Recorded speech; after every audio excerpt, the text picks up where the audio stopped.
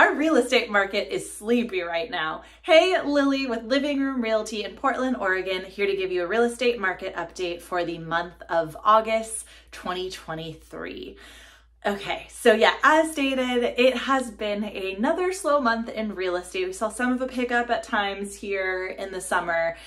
Summer is historically, late summer is when our market slows down, but it has gotten pretty darn slow. Topic for today will be a lot about interest rates because that is a lot of the reason for that. We're going to talk more on the nuances of that, but let's talk about the numbers first. So off the bat, our activity was down across the board. So new listings saw a decrease of 12% with 2,899 homes hitting the market last month.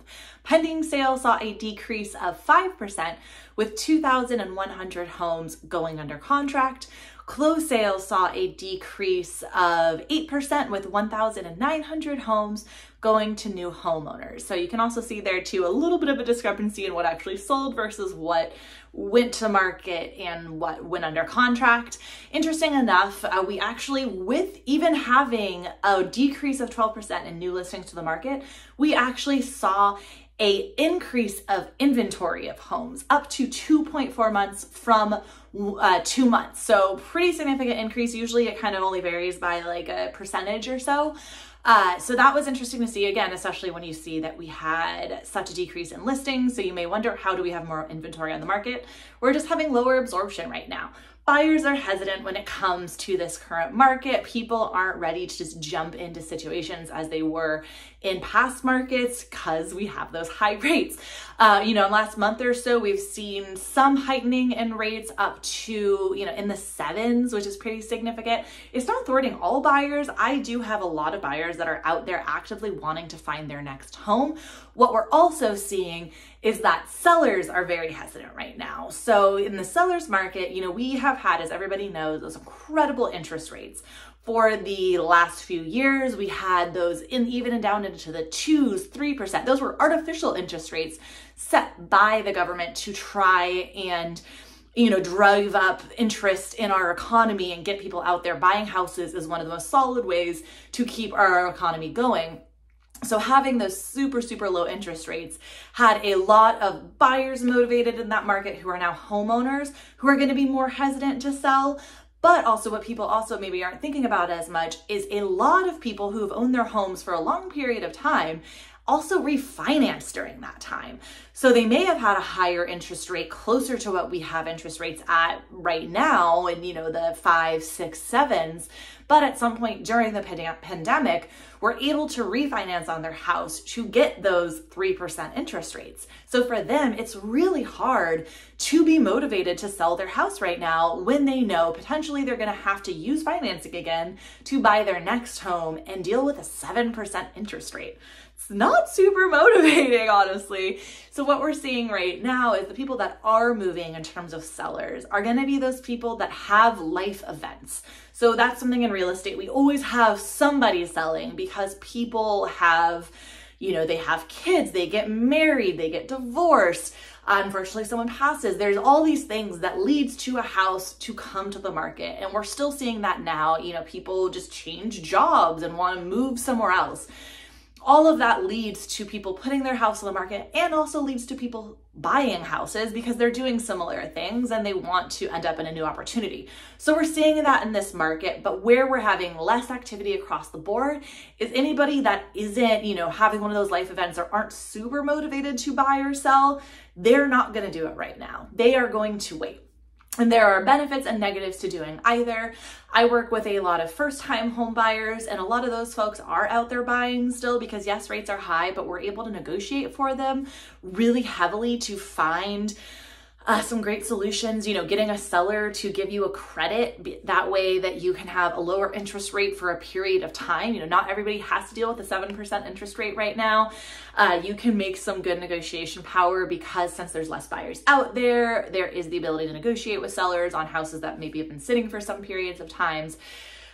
So there are opportunities out there. And same thing goes for sellers. It's not the best selling market on every house, but if your house is dialed in, there are tons of buyers out there that want to buy your house. I have been in multiple offer situations with buyers recently on houses because they are those houses that are super dialed. If your house isn't really dialed in, meaning it doesn't have everything super set, it doesn't look like turnkey ready often, or if there's any just factors that makes people hesitant, unfortunately a home might sit for some time. It will sell typically, but it will sit for some time on the market. So it's really just making sure a house is dialed. I might have mentioned this last time, but this is a good analogy or just a good situation to mention.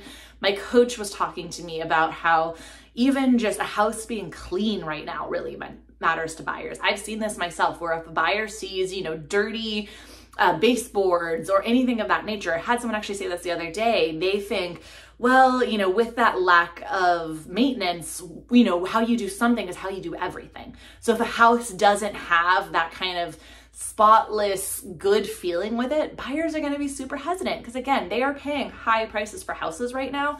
So if they think that a home is nice, but might come with some extra repairs or more repairs than they want to take on because they're seeing that lack of upkeep in one sense, they're going to worry it's there in others in terms of how the appliances and everything have been taken care of, structures of the home.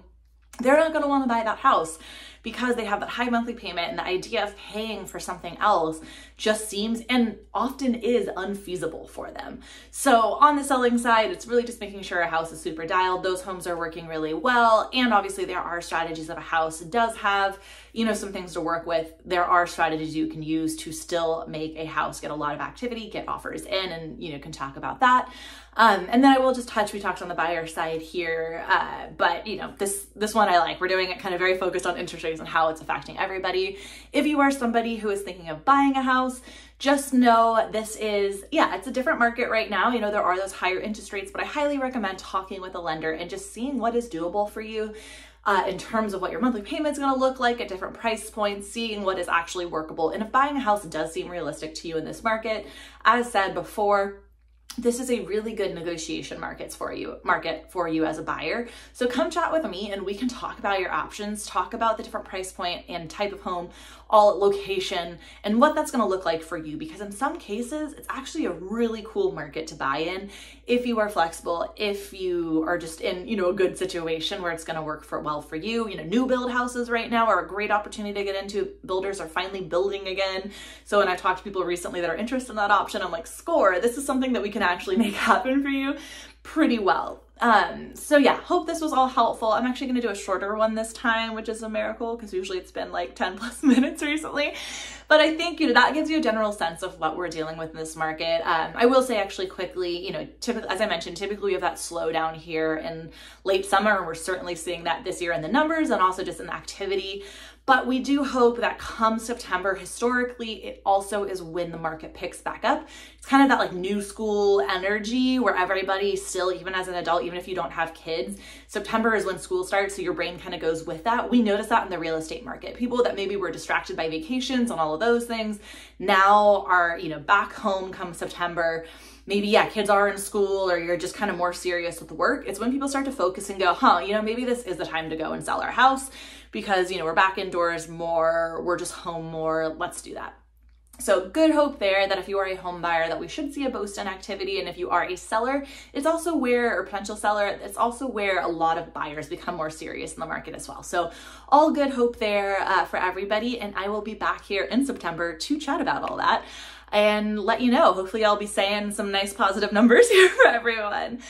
If you found this helpful, I am here for any other questions. Feel free to hit that subscribe button, and my contact information will be below to chat about questions and to talk about your home buying or home selling strategy here in the Portland, Oregon area. If you are elsewhere, I do know some other amazing agents that I can connect you with as well. All right, thank you.